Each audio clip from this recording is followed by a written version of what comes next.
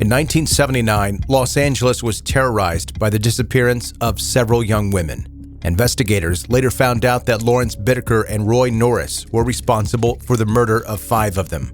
The Halloween night, which crowned their 5-month killing spree, was later known as one of the most shocking, brutal cases in the history of American crime.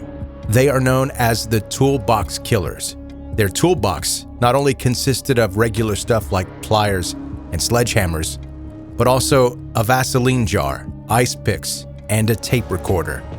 Bittaker was described by FBI Special Agent John Douglas, one of the first and most well-known criminal profilers, it's the Mindhunter guy, as the most disturbing individual for whom he has ever created a criminal profile.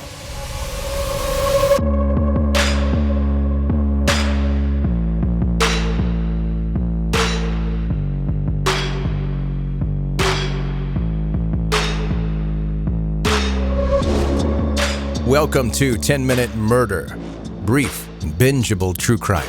My name is Joe, I'm the host, and I really appreciate you joining today. And before we get going with the story today, this is your reminder to subscribe.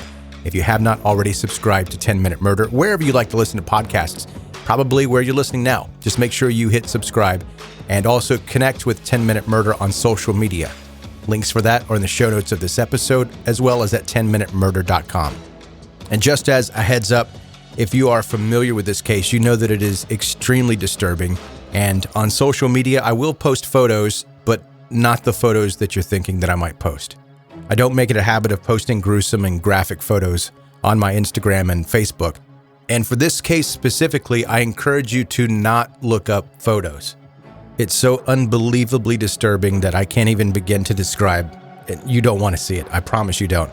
And just looking up the photos to post that are safe for me to post to social media, you come across some of these and it makes you sick to your stomach, and just don't do it. Okay, now to the story.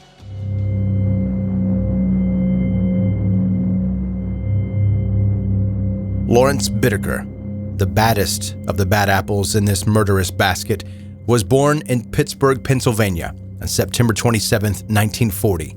He was deprived of love, unwanted and rejected from the moment he was conceived. His biological parents left him on the orphanage doorstep after being born. Soon thereafter, Lawrence was adopted by a Mr. and Mrs. Bittaker. And Mr. Bittaker's job was in the aviation industry, and he made them move around the country quite frequently, which must have made an impact on Lawrence's childhood and his sense of stability. He quickly turned to the criminal path. He was arrested for shoplifting at the age of 12. During the next several years, he continued to steal, obtaining a minor criminal record. In his mind, with stolen goods and attention-seeking, he was trying to compensate for the lack of love that he received from his parents.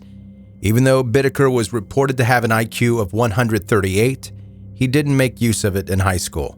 He ended up dropping out of it.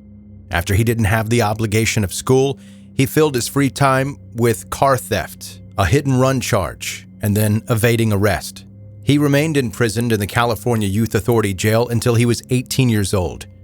After being released, his adoptive parents disowned him, left him alone, and he would never see them again.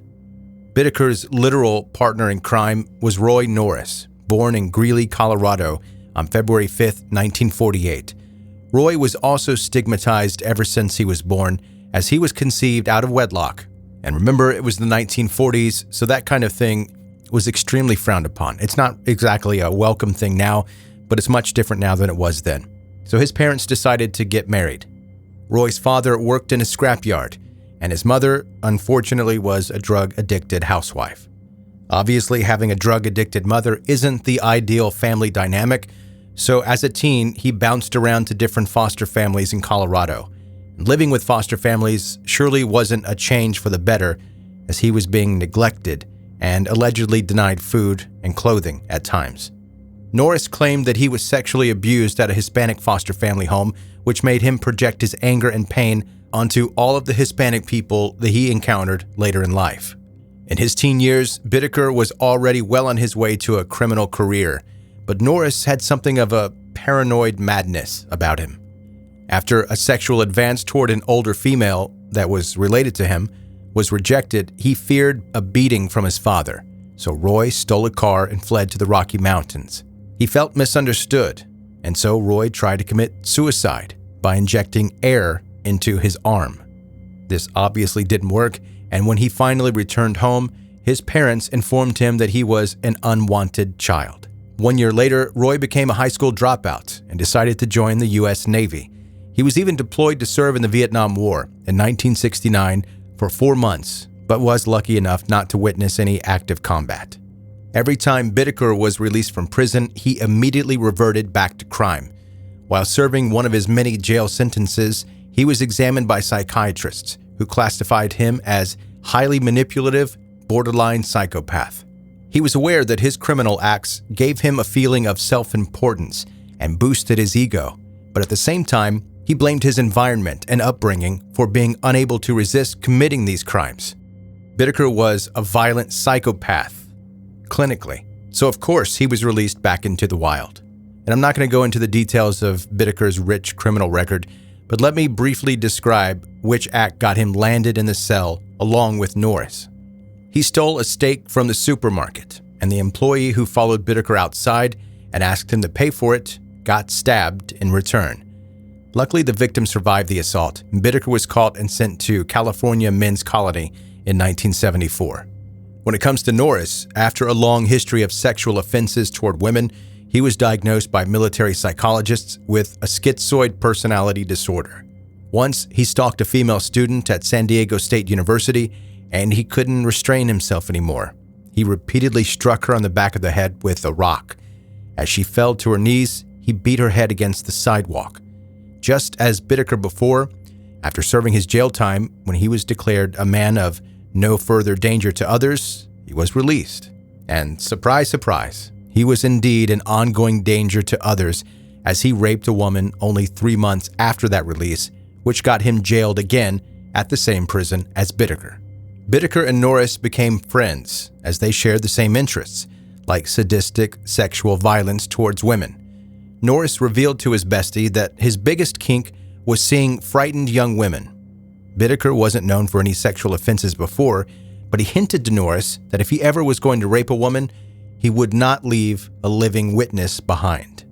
They dived into a violent fantasy world and regularly discussed plans of how to kill one girl in each teenage year from 13 to 19 years old. They made a pact to make their dreams come true after being released. After serving their sentences, Bittaker got himself close to teen girls by organizing parties and offering them weed, whereas Norris could only manage to restrain himself for 1 full month before he raped a woman again. Soon, they met to finalize their twisted plans that they had concocted in prison. The first step was to turn Bittaker's silver 1977 GMC van into Murder Mac, and that's what they nicknamed it. The pair would cruise Southern California in that van, scanning the hot beaches in search of young, attractive girls in bikinis. Blonde girls were what Bittaker had his eye on. From the summer through the fall of 1979, the pair snatched girls into the cargo van, which had no side or rear windows, to torture, rape, and kill them. The kidnapped girls were the ages of 13, 15, 2 16-year-olds, and an 18-year-old. They duplicated the 16-year-old category by mistake. Their first victim, Cindy Schaefer, was abducted while walking down the street next to the beach. They made sure that the van's blasting stereo would muffle her screams. They reportedly raped her several times in a secluded spot up in the mountains. They strangled her afterward and left her body to be devoured by wild animals, as it was never recovered. Encouraged by the initial success, they became more brutal thereafter. Their second victim was 18-year-old Andrea Hall. She was raped only by Bittaker because Norris was disgusted by her period blood, but he didn't seem to be disgusted by the blood that spewed from her head after she was stabbed in the ear with an ice pick and then strangled to death. And then was the youngest of the victims, 13-year-old Jacqueline Leah Lamp and 15-year-old Jackie Gilliam. They were seized and taken to the mountain spot again. They were held captive and repeatedly raped for about 2 days. Norris, in order to satisfy his fantasies of having sex with a family relative, made the younger girl pretend that she was his cousin and made her pretend to enjoy the rape. He followed by projecting his anger toward women by crushing her nipples with vice grips and pierced her breasts with an ice pick. After realizing that manual strangulation wasn't as easy as it was depicted in the movies, Bittaker used a wire from a coat hanger, tightened with pliers, to kill. However, the worst act of torture was yet to come. That Halloween night, 16-year-old Shirley Lynette Ledford's nipples were torn off with pliers. Bittaker used a tape recorder to record her screams of pain and her pleas for help. They had tortured, hit with a sledgehammer, raped, and beaten her in the worst ways possible, taking pleasure in her piercing, high-pitched screams. After 2 hours of torture, they strangled her, then discarded her body in a public place on someone's front lawn in order to see how the newspapers would react. In November of 1979, Norris made a mistake and boasted about the rape and murder of Shirley in front of his former cellmate, Joseph Jackson, who informed the LAPD about it. Jackson's confessions matched the missing persons reports and the description given by the only girl who survived the Toolbox Killers' rape. A raid of their house provided authorities with Polaroids of the tortured girls. The purpose of the contents found inside Bittaker's van left no doubts. A sledgehammer, a book detailing how to locate police radio frequencies, a vaseline jar, and a tape recording that detailed the murder sessions. Upon investigation, it was revealed that if they hadn't been caught that time, they would be using acid on the next victim, as they had already prepared the bottles. During the trial in 1979, Norris stated that the acts of immense torture and humiliation had been committed for fun. The level of unspeakable brutality increased in each act gradually, reaching its climax when the van's sliding doors closed behind the last victim. The main factor wasn't the sexual intercourse itself, but the feeling of power and dominance they had over the victims.